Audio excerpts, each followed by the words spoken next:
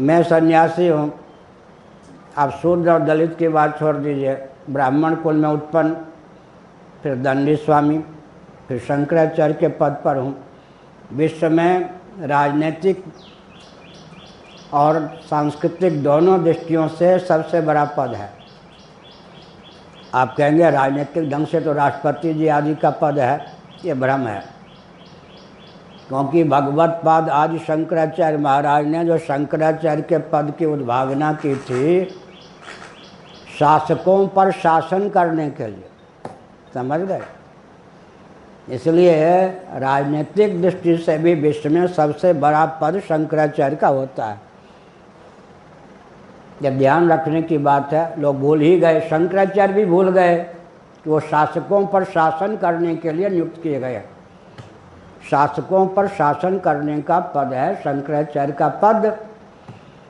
तो एक तो ब्राह्मण कुल में उत्पन्न, फिर समय पर यज्ञोपवीत संपन्न, फिर दंडी स्वामी, फिर शंकराचार्य का पद। लेकिन मैं भोजन नहीं बना सकता, तो मैं शास्त्र को कोसूंगा या गुरुओं को कोसूंगा या ईश्वर को कोसूंगा। अग्नि स्पर्श नहीं मैं कर सकता, अग्नि का परित्याग करके संन्यास लिया जाता है।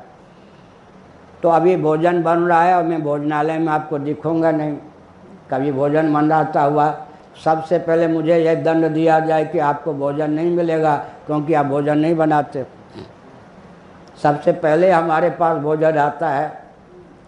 अगर सन्यासी किसी के घर अतिथि बन के जाए तो गृह के घर के जो व्यक्ति होते हैं बाद में भोजन करेंगे, पहले भोजन न बनाने वाले को पहले भोजन मिलेगा। होता या नहीं?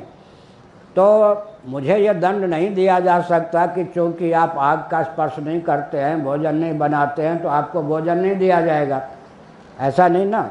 मुझे फल से वंचित नहीं किया जाएगा। फल माने भोजन। अन्न बना नहीं सकता, भोजन पका नहीं सकता, बना नहीं सकता, लेकिन पा सकता हूँ।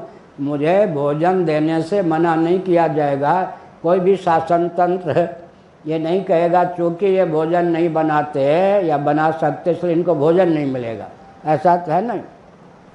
सनातन धर्म में फल चौर्य नहीं है। यहाँ तक कि